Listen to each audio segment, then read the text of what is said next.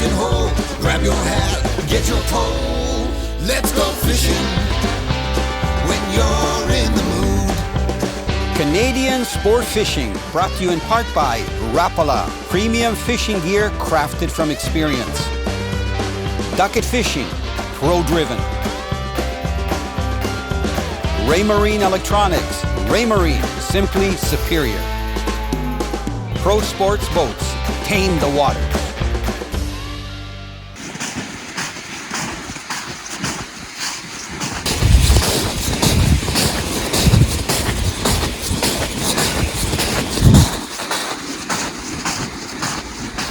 Howdy. Yeah, taking advantage of about zero temperatures. The ice is pretty soft. Slush on it. I'm walking up to a spot that I don't think anybody has been fishing, because I don't see any portable huts anywhere around me. You know, I love to explore new areas, so I'm going to try fishing an area that I know produced fish last year, all different sizes. So I'm just walking out. I've got my little pull sled with me. I've gone as light as possible so that it's not too heavy to pull. And I'm going to be walking about a half a mile or so out. So let's see what happens.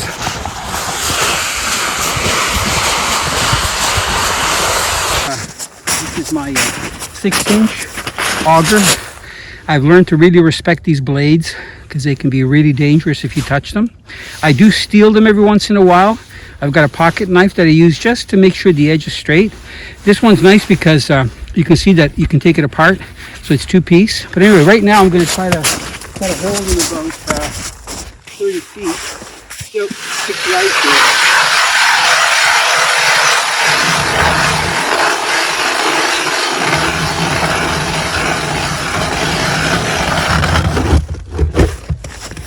So, second one. So, that's how thick the ice is, right to there. So that's actually a good, I'm going to say like 11 inches, almost 12 inches. So I'm surprised. I'm going to cut one hole for the new jig. I'm going to cut one hole for my sonar so that I don't have to lift it out of the water when I get a fish.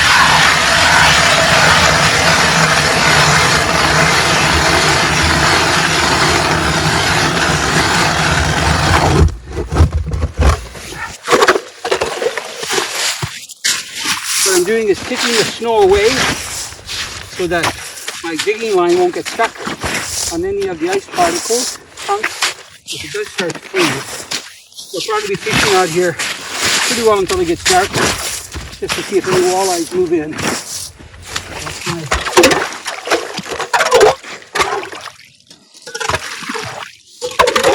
There we go. You know, I've got a lithium Strike Master auger, but for this time of the year, because the ice isn't that thick, I find that just using the, this is the Mora Ice Pro Expert. You can see right here. Now, the one thing I have to stress is that you got to be real careful. You know, right now I'm on probably 11 inches of clear ice, hard ice. We've got some snow on top, maybe 3-4 inches, and then some slush because we had some mild weather.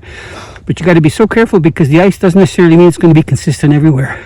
So it's good to cut some test holes, which I've done over the last week to make sure that the ice is safe coming out. Okay, let's get set up. Okay, I'm in about 28, 29 feet. There shouldn't be any current here, but we'll find out. I've decided to go with the Sidewinder. That's a spoon. It's about 3 inches long with a number 4 treble. I've oversized it a little bit. This one's golden color. I find that gold is a really good color where I'm fishing. And I'm going to take a minnow and rig it on there.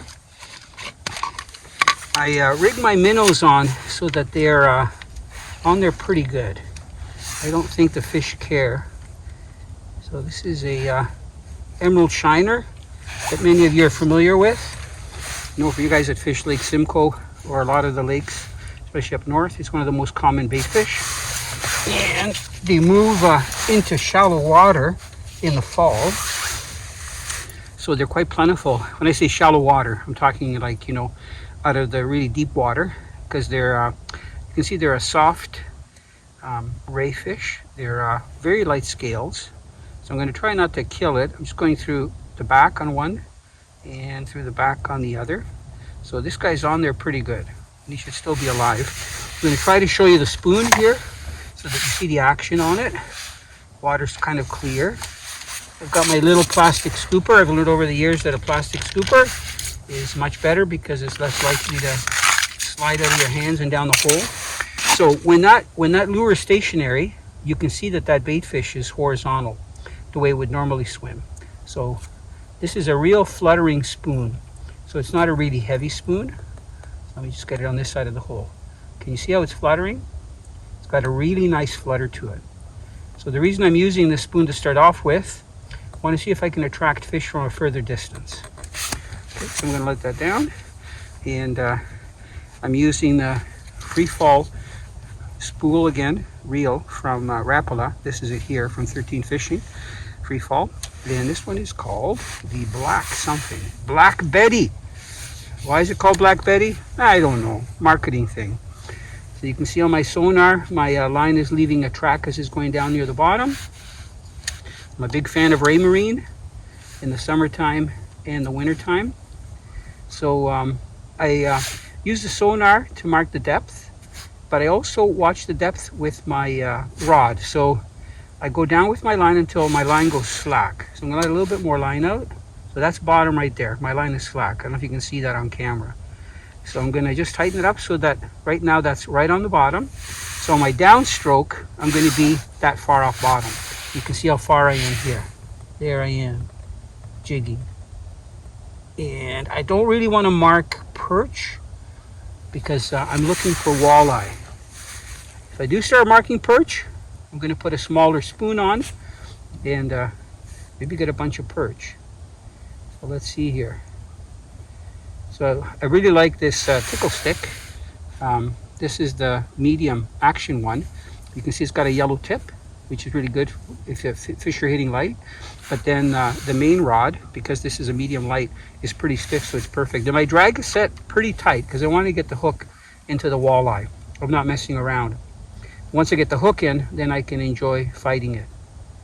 I can loosen the drag off a little bit. So now it's a waiting game. I think it's about 1 o'clock, 1:30.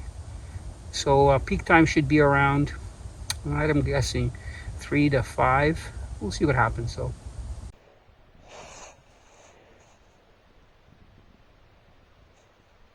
There we go. Yes! We got us a walleye. It's funny because I had all those perch messing around and looked like a little bit bigger mark. And this guy came in and he whacked it. Nice head shakes. Hopefully he's hooked okay. So we got he's not a monster, but I think he's a good size. Come on, get away from the transducer. Oh yeah, oh yeah. Nice walleye. Ah, boy, that's a good fish. He nailed it. I tell you, it's so nice when you try a new spot and it works out. I think it has to do with the time of day too. I've been out here for a couple of hours because I got all excited and reeled a line all around the outside of the reel. Yeah, he wanted it. What a gorgeous walleye. I'll tell you, it's worth putting in the time when you're out here looking for new spots. I'm guessing he's about 17, 18 inches. He's perfect eating size. Oh yeah. Okay, he's a take-home fish.